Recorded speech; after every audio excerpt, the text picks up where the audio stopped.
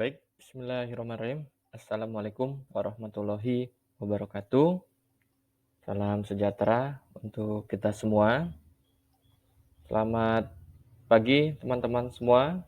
Apa kabarnya? Mudah-mudahan kalian selalu dalam keadaan sehat dan senantiasa mendapatkan perlindungan dari Allah Subhanahu wa taala. Untuk kesempatan kali ini saya akan menyampaikan materi ke-6 dan ke-7 yang berkaitan dengan paragraf. Ya. Oleh karena itu, mari kita awali pertemuan ini dengan mengucapkan Bismillahirrahmanirrahim. Ya. Yang pertama, tentu saya akan menyampaikan poin-poin ya atau garis besar dari presentasi saya. Baik, yang pertama tentu kita harus memahami dulu konsep sebuah paragraf ya. Jadi agar tidak salah ketika kita akan menulis ya, maka kita pahami dulu teori paragraf seperti apa. Kemudian jenis-jenisnya ya, jadi kita bisa membedakan teman-teman ya, mana itu paragraf yang deduktif, induktif dan sebagainya. Ya, nanti juga akan diberikan deskripsi ataupun contoh dari jenis paragraf tersebut. Kemudian nanti juga akan ada penugasan ya, praktik menulis teman-teman ya, tapi mungkin juga kalian tidak hanya sekedar menulis, tetapi kalian juga bisa menganalisis sebuah teks ya, apakah teks tersebut itu masuk ke dalam kategori jenis paragraf yang mana gitu ya. Jadi ada dua hal. Yang pertama kalian bisa menganalisis teks ya, menentukan gagasan, menentukan jenis paragraf apa, dan yang berikutnya kalian belajar menulis ya. Jadi bukan hanya kita sebagai penikmat teks, tetapi kita juga bisa menjadi produsen ya, memproduksi sebuah teks atau tulisan. Baik, kita lanjutkan. Nah, ini ya. Jadi munculnya sebuah paragraf itu tidak tiba-tiba begitu saja teman-teman. Ya, tentu paragraf itu kan dimulai dari hal sebelum paragraf itu ya. Beberapa pertemuan lalu kita sudah memahami ya tentang kalimat itu apa. Nah, maka kan ketika kita sudah pandai membuat kalimat ya, beberapa kalimat yang kita susun itu menjadilah sebuah paragraf ya. Kemudian ya sebelum kalimat ada kata. Jadi itu tingkatannya teman-teman ya. Jadi sebelum kita menguasai tentang paragraf, menulis paragraf, maka kita harus belajar kata ya, agar tulisan agar paragraf yang kita buat itu kata-katanya benar ya, baku tidak salah ya.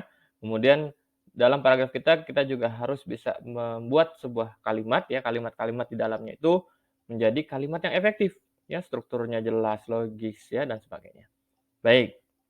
Lalu pertanyaannya apa itu paragraf? Di sini sudah jelas ya. Paragraf adalah satuan bahasa. Jadi paragraf itu ya bahasa, teman-teman. Ya, cuman bahasanya bahasa secara tertulis. Ya, karena ya kita baca ya dari apa yang kita tuangkan itu. Nah, kemudian paragraf itu bentuknya ya, itu ada banyak kalimat di dalamnya. Nah, jadi sangat tidak mungkin ya bahwa sebuah paragraf hanya satu kalimat. Nah, artinya apa? Artinya nah ini ya, bahwa dalam paragraf itu isinya ada kalimat topiknya, ada kalimat penjelasnya. Nah, bagaimana mungkin kalau hanya satu kalimat, bingung kita mana yang kalimat topik, mana untuk kalimat penjelasnya, gitu ya. Nah, kemudian tentu kalimat-kalimat yang ada di dalam paragraf itu harus saling mendukung, ya, satu sama lain, sehingga menjelaskan gagasan yang dimaksud itu. Nah, ya ini teorinya sudah jelas nih, gagasan dalam sebuah teks itu hanya ada satu, ya. Nah, sisanya adalah kalimat penjelasan. Ya, gitu. Kemudian nah, ini unsur ya pembentuk sebuah paragraf. Jadi paragraf itu tidak hanya ada satu unsur. Nah, gitu maksudnya. Melainkan sebuah paragraf itu ya, hanya satu paragraf itu memuat ini teman-teman. Nah, artinya minimal ya ada ini, mau tidak mau harus ada ini. Ya gagasan pokok, kalimat topik, penjelas, dan simpulan. Nah, jadi itu ya, Anda membuat satu paragraf itu harus memuat unsur-unsur ini. Ya, tidak boleh ada yang tidak ada, harus ada. Bukan berarti ada paragraf ada 4 kalimat. Ya, tidak begitu juga, kadang ada yang ya minimal ada 3. Kenapa 3? Karena ya proporsi antara kalimat topik dengan kalimat penjelasnya kan harus banyak kalimat penjelas, gitu ya. Kalimat topik yang hanya satu, ya. Kemudian kalimat penjelasnya tidak cukup satu, gitu ya, teman-teman. Ya, artinya lebih dari satu. Nah, gitu ya. Kemudian maksimalnya berapa? Ya tidak proporsional juga ya, dalam sebuah paragraf itu panjang sekali, banyak begitu ya kalimatnya, teksnya ya, sehingga satu halaman hanya satu paragraf. Nah, itu kan juga kurang cocok ya. Artinya ya sebuah paragraf itu kalimatnya itu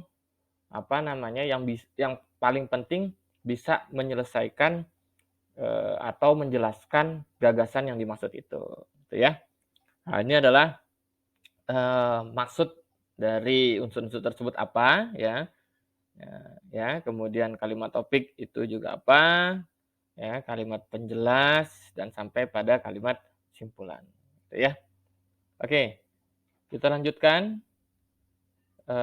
Nah ini ya, jadi dari teori tadi tentang unsur-unsur sebuah paragraf kita coba terapkan dalam sebuah teks, teman-teman. Gitu.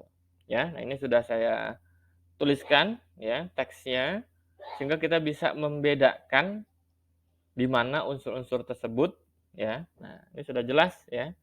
Tadi unsur yang pertama kan adanya sebuah gagasan ya. Jadi yang pertama kali Anda harus lakukan ketika menulis itu ya Anda harus punya ide dulu gitu ya. Nah, ketika ide sudah ada maka bisa menuangkannya dalam bentuk tulisan ya. Kemudian ini adalah pemaparan atau penjelasannya sampai pada akhirnya adanya sebuah kalimat simpulan.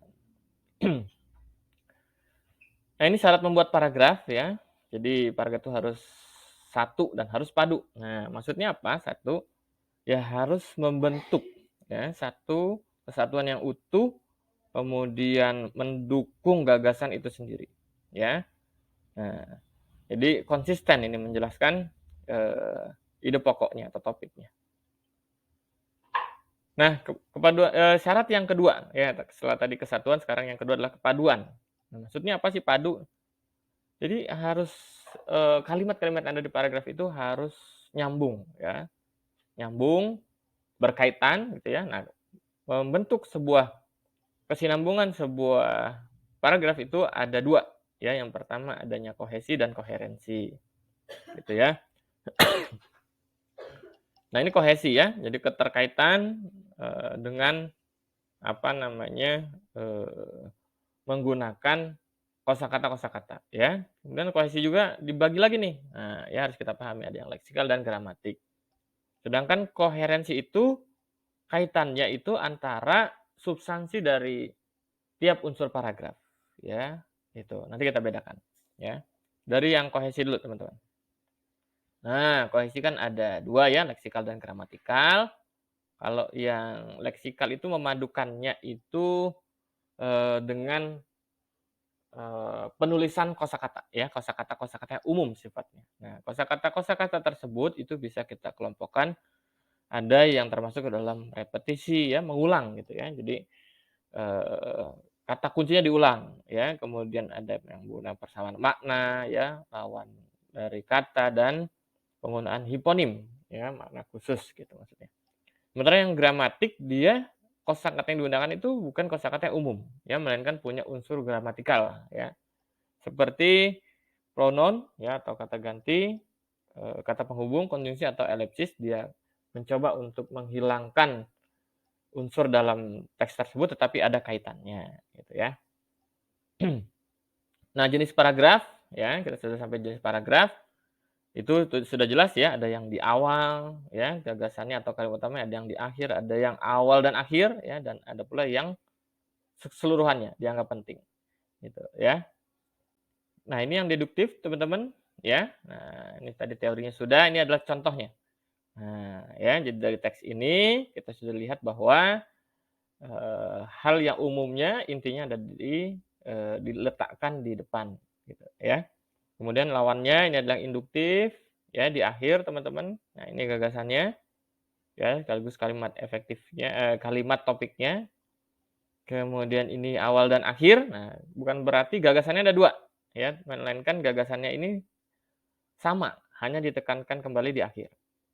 Ya, dan kemudian yang terakhir ini adalah, eee, naratif deskriptif, ya, saya sebutnya karena apa? Karena sebuah kalimat yang ada dalam teks ini dianggap penting, gitu ya. Oke, itu ya pemaparan tentang paragraf, jenisnya dan, contohnya ya. Jadi mempraktikkan tidak hanya kita bisa teori, kalau, kita tidak bisa mempraktikkan itu percuma saya kira, ya. Baik, sekian teman-teman, kira-kira ada yang mau didiskusikan ya dari penjelasan saya tadi, ya, atau mungkin ada yang mau menanggapi, bertanya, silakan. Ya, saya akhiri dulu. Terima kasih atas perhatian Anda. Billahi taufiq wal hidayah. Assalamualaikum warahmatullahi wabarakatuh.